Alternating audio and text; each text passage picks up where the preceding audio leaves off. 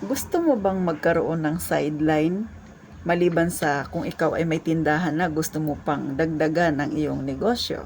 Pero ang naiisip mo ang pagpapahiram ng pera. Pag-usapan natin kung maganda bang idea yan mga kasari ha. O, sasabihin ko sa inyo ang experience ng mother ko. Nito lang, nakaraan lang ha. May mga dati siyang mga pinautang, matagal na. Pinatigil niya na yung tubo kasi naawa siya doon sa isang tao kasi hindi na makapagbayad. So, ang sinisingil niya ngayon ay puhunan na lang. Siguro yung utang niya na yun ay nasa 6 na taon o 7 taon na. Gano'n na siya katagal mga kasari. So, wala nang tubo yun. Gano'n na katagal ang utang niya sa mother ko. So, siningil ni mother. Aba, nagalit. Ayun na kung ano-ano nung pinagsasabi na hindi magandang salita. So, hinamo na siya ni mother na magbaranggayan na lang sila. So, ayun na nga. Pero hindi naman sila umabot dun sa punto na nagbaranggayan talaga sila. Parang nagkapalitan lang sila ng maanghang na salita. Pero sa ngayon, nagbati na rin sila.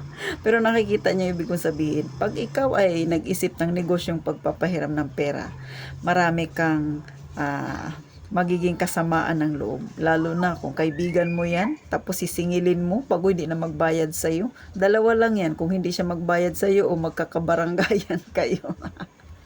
Ganon mga kasari, ito ay realidad sa totoo lang. Kadalasan nangyayari ito sa ating nasa masa. Ganyan talaga, barangay ang diretsyo, di ba? Pero kay mother, matakin mo naman. Nagbilang na ng taon, 6 or 7 taon na. O di ba? Ganon na siya katagal.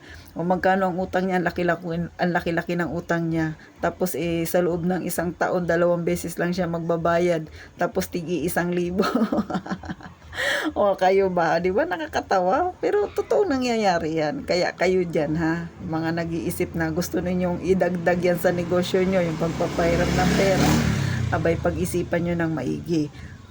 O walang masama magpahiram, at wala rin namang masamang manghiram. Kung manghihiram ka, dapat alam mo yung obligasyon mo. At ikaw naman na hinihiraman, handa ba ang loob mo na mawala ang pera sa'yo pag hindi yan nakabayad? O ganun lang yan mga kasari. Ako na-experience ko na nga yan. Sabi ko nga sa inyo, so nawalan din ako dyan. Pero mabuti na lang, hindi naman ganun kalaki. At yung iba nagbayad din naman, kaya lang utay-utay at saka matagal talaga. Pero tinanggap ko na, kaysa hindi ka bayaran. So ganun yun mga kasari. So, ilan lang yan sa magiging problema mo pag yung pagpapahiram ng pera ang gusto mong gawing extra sideline mo maliban sa negosyo mong tindahan. Kaya ako nung nangyari yan sa akin mga kasari, ay nako, sumakit talagang ulo ko at naisip ko hindi na ako magpapahiram ng pera. Idagdag ko na lang siya dito sa tindahan ko. Kaya nga kung makikita ninyo ganyan na medyo puno yung tindahan ko. Kasi hindi na ako nagpautang pera kasi yun, hindi na ako nagpahiram. May gusto pang manghiram sa akin. Tinanong ako, nakita kami doon sa kanto. Sabi, ate, nagpapahiram ba? Hindi na po ako nagpapahiram. So, ganun. Pero okay naman din ang usapan namin. Kaya lang tinigil ko na talaga. Kasi nga, ayaw ko nang bigyan ng stress yung sarili ko, di ba? Para akong kumuha ng bato at pinukpok ko sa sarili kong ulo. So, wag na lang. Yung siguro yung pera na yun, mas maganda idagdag mo sa kapital mo o kaya ipunin mo na lang. Or else, ibili mo ng alahas. At least ang alahas, kada taon-taon, tumataas ang value niyan. Okay, sa ipahiram mo nga, magkonsumisyon ka, ang alahas, hindi ka magkukonsumisyon, di ba? Itago mo lang yan, pag-ingatan mo lang, sa susunod na taon, o sa ilang taon pa, ilang panahon pang darating, malaking-malaki na ang value niyan.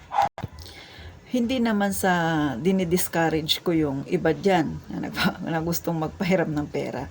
Ito ay realidad. Ito yung totoong nangyayari. Pero kung handa kang sumugal, kasi totoo, para yung sugali, sumigi ka, di ba? Nasa sayo, wala naman tayong magagawa kung yan ang gusto mo, di ba mga kasari? So, kanya-kanya lang tayo ng paraan. Para-paraan din para magkapera. Para-paraan din kahit paano itumubo yung pera mo. Pero kung ako, hindi ko na siya itatry uli. Kasi nga, nangyari na yan sa akin. Kaya nga, sinasabi ko sa inyo, hindi maganda ang aking karanasan sa ganyan, sa pagpapahiram ng pera. Kasi, magkakaroon ka ng kasamaan ng loob, magkakaroon ka ng kaaway, at minsan, ikaw pa ang ichinitsismis.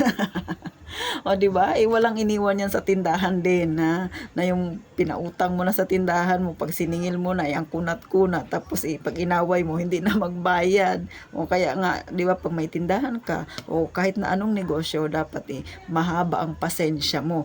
Talaga naman yung PC mo, sobrang haba, kung ilang milya dapat meron ka, kasi nga lahat ng ugali ng tao na makakasalamuha mo, may kanya-kanya yan silang style. Nasa sayo na lang yan kung paano mo sila pakikisamahan. So, ganun po mga kasari. Hindi talaga madaling kumita ng pera. Pero kung ako ngayon, hindi ko na babalikan yung pagpapairam ng pera na yan. Ay, naku, na-stress ako dyan. O, sa totoo lang, nung nagtrabaho ako sa mall, na bilang gwardiya, sideline ko rin yan, maliban sa pagbebenta-benta ng mga ibon-ibon na yan, minsan abonado ka. Pero at least maliliit lang naman yan, tsaka nagbabayad naman din sila. Yun nga lang, minsan delay-delay. O, diba? Hindi mo rin mapilit, alangan naman awayin mo yan. Pag inaway mo yan, hindi na magbayad yan. O, diba? Quits na kayo. So, ganun. O, di hahabaan mo ang pasensya mo. Tapos, nagpapahiram din ako ng pera. Ay, naku, nagasakit ang ulo ko. May kasamahan ako na pinahiram ko ng pera. Inaway ko talaga kasi syempre alam mo yung schedule ng sahuran ninyo, hindi siya magbayad, oras na ng sahod mo. Tapos pangakuan ka lang niya, mamayain ka lang niya, nakauwi ka na't lahat-lahat. Pagka kinabukasan, siningil mo siya, sasabihin niya, inaubos niya na yung sahod niya sa sa pambayad sa utang. Ikaw, inutangan ka rin niya, hindi ka man lang naambunan na ng pera niya, 'di ba? Na sa totoo lang, pera mo naman yung kinukuha mo sa kanya. So ganun po mga kasari. Kaya nga sabi ko sa inyo, pag-isipan yung maigi kung yan ang gusto ninyong sideline. Kasi baka tahimik ang buhay ninyo at pinasok niyan, biglang gugulo yan. Totoo yan. Kahit sa mayayaman, 'di ba? Kita nyo nga yung iba na magkakumpare pa, nag-iinawayan, dahil sa mapipera sila, ayun, dumarating na nagsasampahan na ng kaso, o 'di ba? Pero wala tayo doon kasi hindi naman tayo mayaman, nasa masa tayo. Tayo, nangyayari sa atin, barangay. So, ganun mga kasari, kaya mahirap po talaga, lalo na sa panahon ngayon na mahirap talaga ang buhay. So, paano mga kasari? Kayo ba ay natawa sa mga inilahad ko sa inyo? Di ba? Nakakatawa naman talaga yung mga ganyang istorya. Magkaibigang tunay sa barangay humantong dahil lang dyan sa utang.